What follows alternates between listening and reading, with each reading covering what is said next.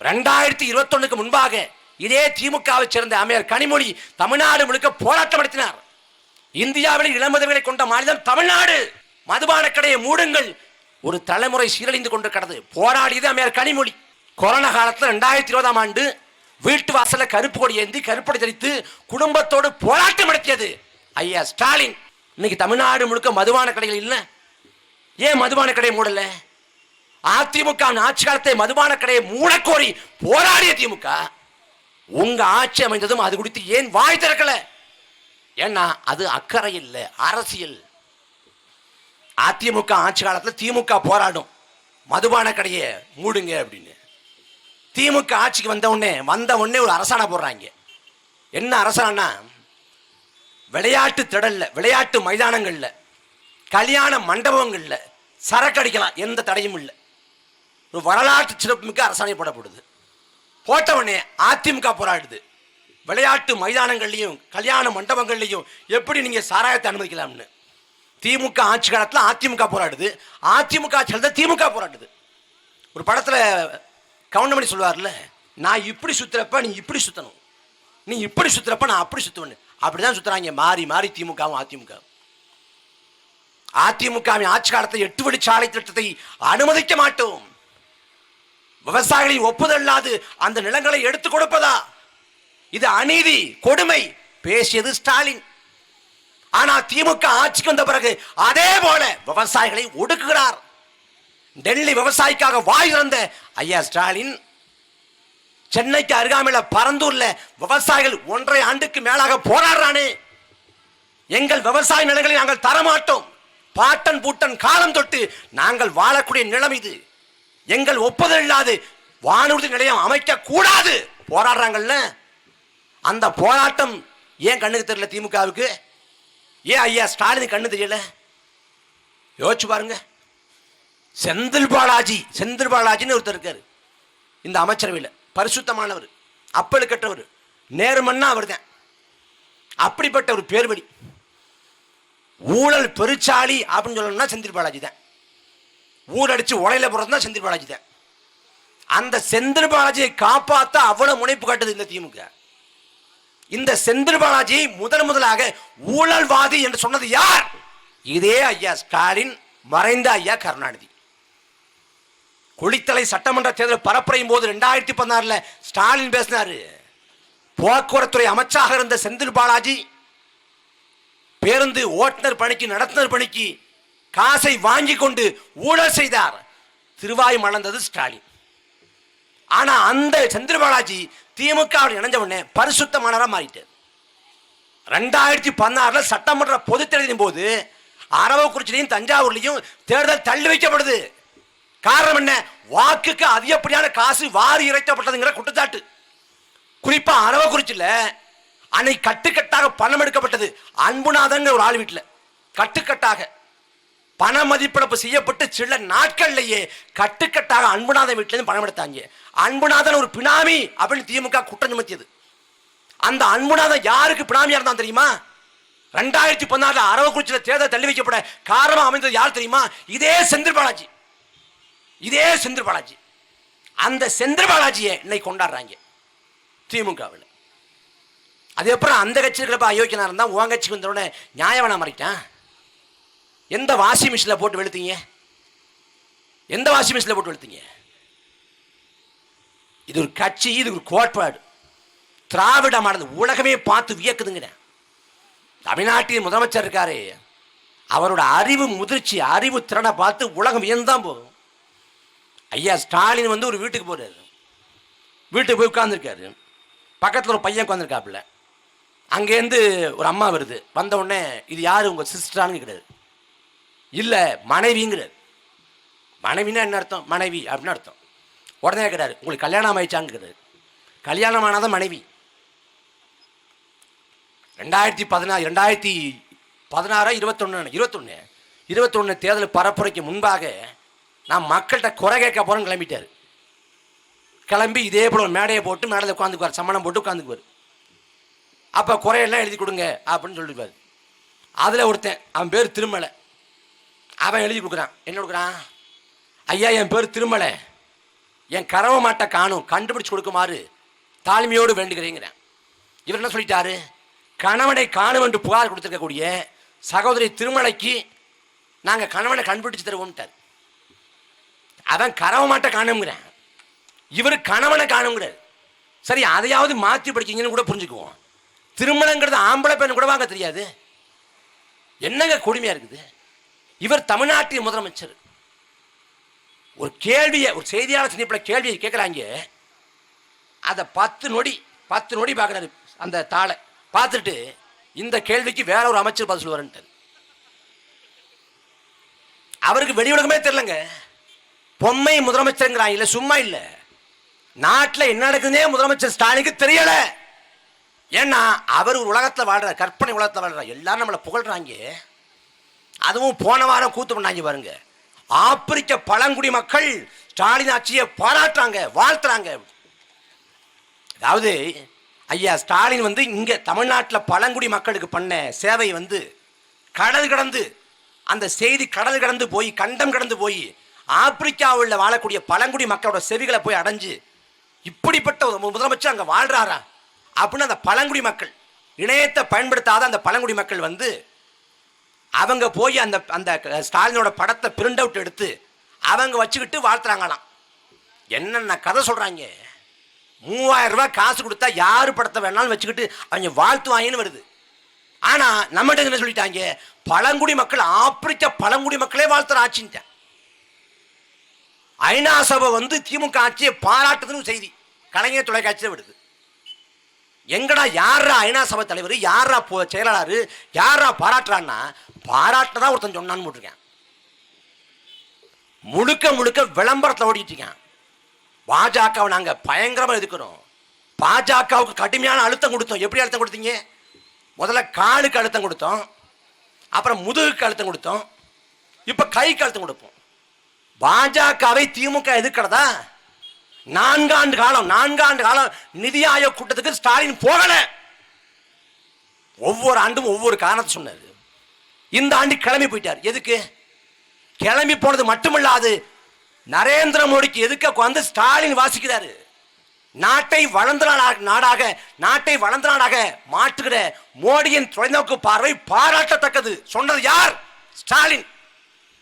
நரேந்திர மோடி நாட்டை வளர்ச்சி பாதி கொண்டு போறாரா?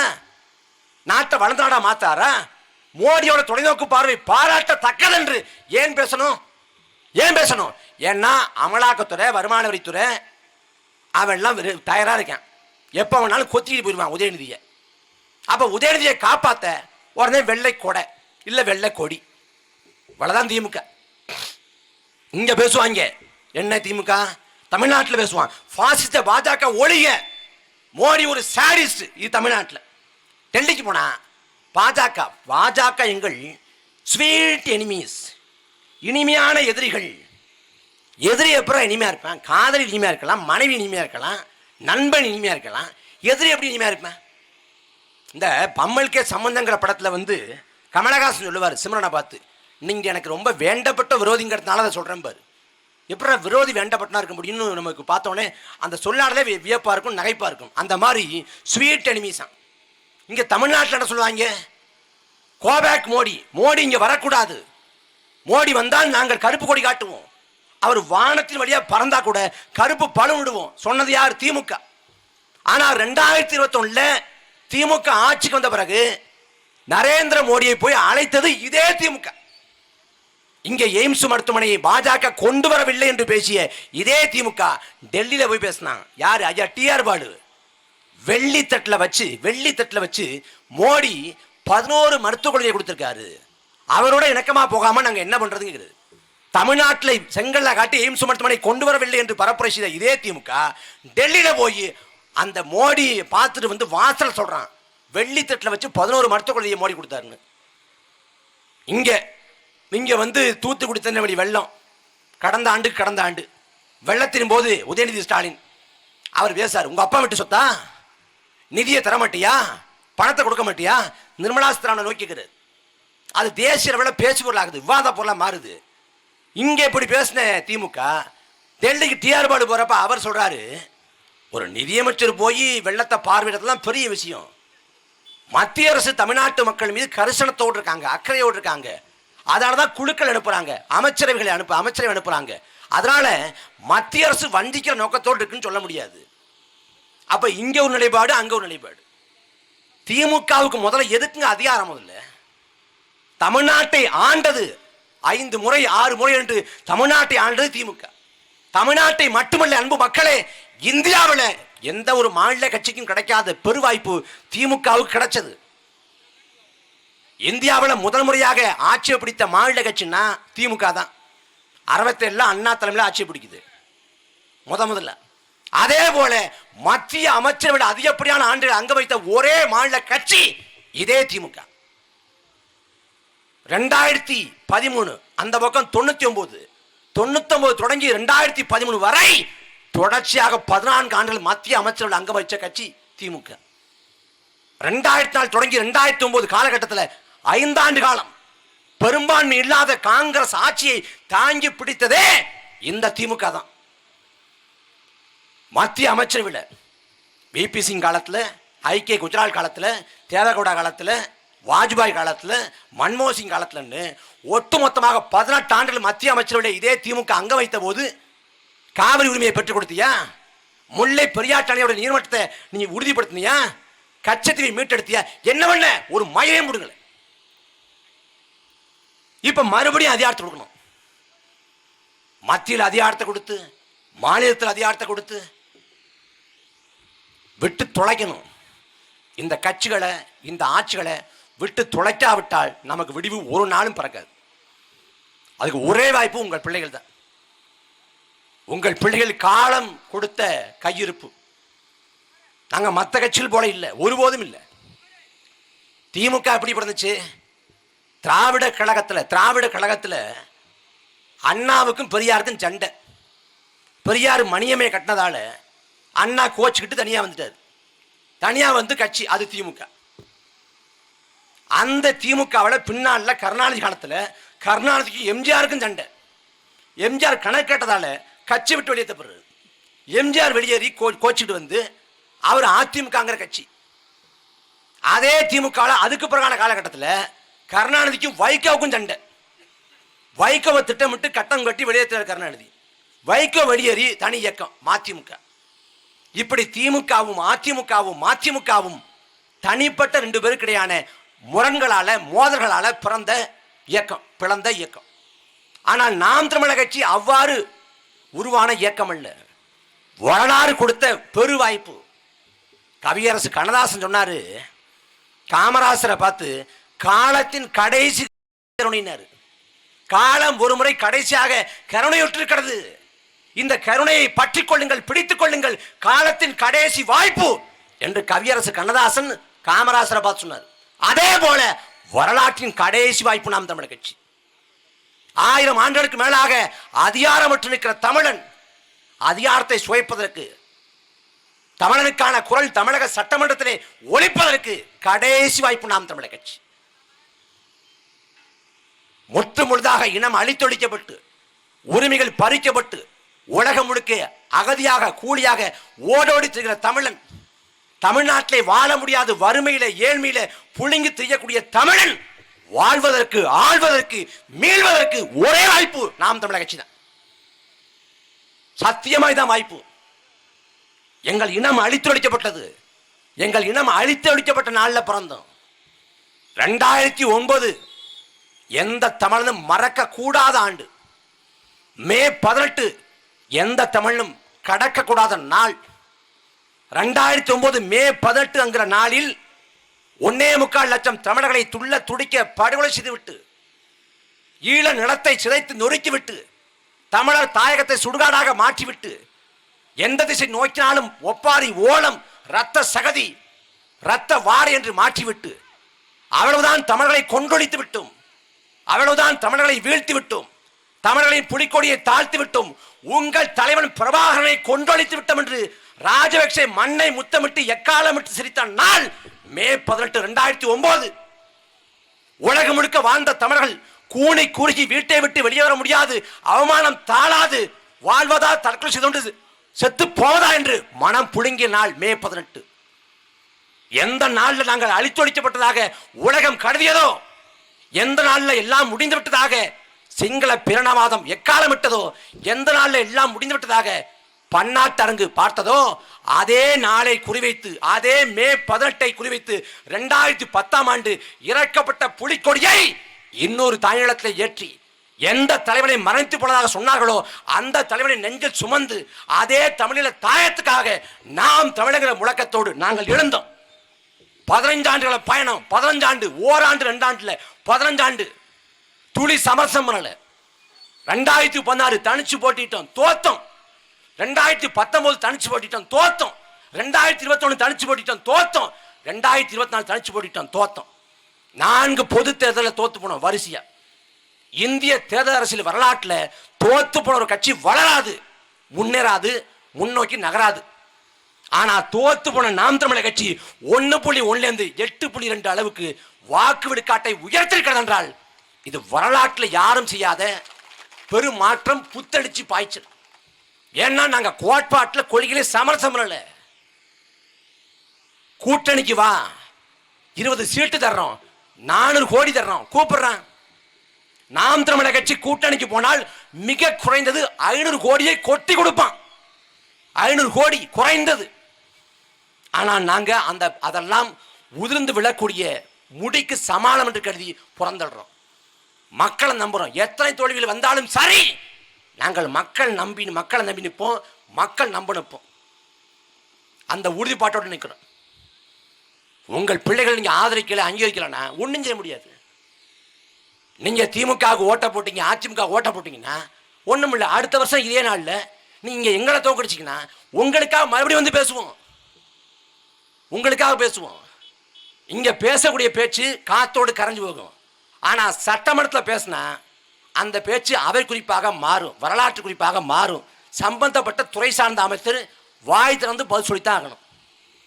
ஏன் இந்த போக்குவரத்தில் இந்த சாலை ஒழுங்கா இல்லை, ஏன் இந்த பேருந்தெல்லாம் ஓட்ட உடசலா இருக்குது, மழை பெஞ்சா பேருந்துக்குள்ள ஏன் தண்ணி ஊத்துது அப்படின்னு கேட்டா சிவசங்கர் பதில் சொல்லித்தான் ஆகணும், தப்பிக்க முடியாது.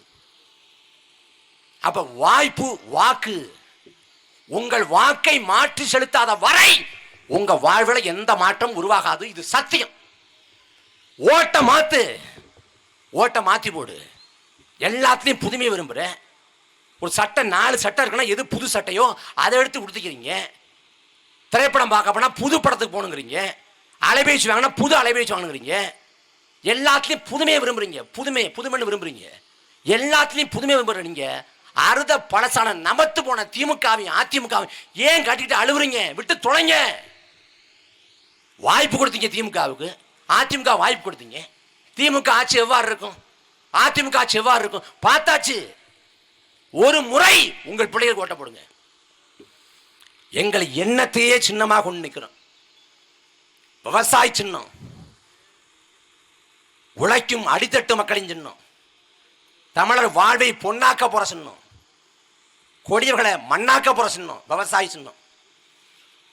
சங்க இலக்கியங்கள் விவசாயிகளை பாடுது. மண்தினி ஞாலத்து வாழ்வோர்க்கெல்லாம் உண்டி கொடுத்தவன் உயிர் கொடுத்தவன் போலன்னு. உணவை படைக்கிற விவசாயி உயிரை படைக்கிற இறைவனுக்கு ஒப்பானவன் இலக்கியங்கள் பாடுது. அந்த விவசாயியை வாழ வைக்க வாய்ப்பு விவசாய சின்னம் தான். இல்ல நான் திமுகவுக்கும் போட மாட்டேன், அதிமுகவும் போட மாட்டேன், நான் தாவேக்காக தான் போடுவேன்னா ஒன்றும் செய்ய முடியாது. படத்துல நல்லா நடிக்கிறாரு, நல்ல நடனம் ஆடுறாரு, நல்லா சிரிக்க வைக்கிறாரு, அதுக்காக போய் ஓட்ட போறதாங்க. மக்களுக்கு ஒரு பிரச்சனைனா களத்துல நிற்கணும். ஆனா இன்னைக்கு வரைக்கும் வெளில வர்றதுக்கே பில்லி சுனியை வச்சு வா வெளில வா அப்படின்னு பேய கொண்டு வர்ற மாதிரி கொண்டு வர வேண்டியிருக்கு. அப்படிப்பட்ட ஒரு கட்சி தாவேக்கான்னு. கோட்பாடும் இல்லை, கொள்கையும் இல்லை, ஒரு இளவும் இல்லை. அதில் அங்கே பேதமே இல்லை. தலைவன் முதல் தொண்டல் வரைக்கும் எவனுக்கும் எதுவும் தெரியல. அப்படிப்பட்ட இயக்கம். ஆனால் அந்த கட்சிக்கு ஓட்டு போடுவேன். போடு. 2019 கமலஹாசனுக்கு போட்டேன். அவர் டிவியில் வந்தார். டிவிலே டிவியே உடைச்சார். இப்போ எங்கே இருக்கார் அவர்? இது ஒன்றும் ஆகாது, நம்ம படத்துக்கு போகணும், படத்துக்கு போயிட்டாரு. நம்பி 4 விழுக்காடு மக்கள் ஓட்டு போட்டீங்க. அந்த வாக்குக்கான பயன் மக்களுக்காக வந்துருந்தாரா? இவரும் அப்படித்தான். 26 பார்ப்போம், இல்லைன்னா திரும்ப படத்துக்கு போயிடுவோம்னு போயிடுவார். எவன் மக்களுக்காக களத்தில் நிற்கிறானோ, மக்களுக்காக போராடுறானோ, மக்களுக்காக அநியமாகிறானோ அவனுக்கு வாக்க செலுத்து. நீங்கள் கண்மூடித்தனமாக எங்களை ஆதரிக்க வேண்டாம். நாங்கள் அவ்வளோதான் பேசியிருக்கோம்ல. இந்த பேச்சுக்களை நீங்கள் அலசி ஆராய்ங்க, பகுப்பாய்வு செய்யுங்க, சீர்தூக்கி பாருங்க. இந்த 15 ஆண்டுகள செயல்பாடுகள் குறித்து நீங்கள் ஒரு தேநீர் கடையில், ஒரு முடிவற்ற கடையில் ஆலோசனை பண்ணுங்க. நாம் தமிழர் கட்சி எப்படிப்பா, என்னப்பா பண்ணாங்க, அன்னைக்கு என்ன நிலைப்பாடு எடுத்தாங்க, என்ன முடிவெடுத்தாங்க, அலசி ஆராய்ங்க. அலசி ஆராய்ஞ்சி உங்களுக்கு சரின்னு பட்டா ஓட்டு போடுங்க. கண்மூடித்தனமாக கூட ஆதரிக்க வேண்டாம். எங்களை அலசி ஆராய்ஞ்சு 1000 கேள்விகள் எழுப்புற நீங்கள் கண்மூடித்தனமாக திமுகவுக்கும் அதிமுகவுக்கும் ஓட்ட போட்டா வரலாற்று பெருந்தவராக மாறி போகும். ஆகவே அன்பு சொந்தங்களே, காலம் நமக்கு கடைசியாக ஒரு வாய்ப்பை வழங்கியிருக்கிறது. இந்த வாய்ப்பை பயன்படுத்தி கொண்டு உங்கள் பிள்ளைகளுக்கு அதிகாரத்தை கொடுங்கள். விவசாயி தான் சின்னம், வேட்பாளர் வருவார், ஆனால் விவசாயி தான் சின்னம். இந்த மண்ணுக்காக மக்களுக்காக அர்ப்பணிப்போடு நாங்கள் களத்தில் நிற்போம். உயிரை கொடுத்தாவது மக்கள் நலனுக்காக நாங்கள் போராடுவோம். பணம் பதவி புகழ்னு எதுக்கும் அடிமையாக மாட்டோம். ஈகத்தின் முழு உருவாக இருந்த எங்கள் தலைவன் பிரபாகரனின் இரத்த துளியிலே வந்த அவரது வாரிசுகள் நாங்கள் ஒருபோதும் இந்த மண்ணுக்கோ மக்களுக்கோ துரோகம் செய்ய மாட்டோம். எங்களை நம்பி உங்கள் பிள்ளைகளுக்கு வாக்குகளை தாருங்கள், அதிகாரப்படுத்துங்கள். நாங்கள் இறுதிவரை உறுதியாக என்று இந்த மண்ணுக்காக மக்களுக்காக போராடி சாவோம். நன்றி, வணக்கம்.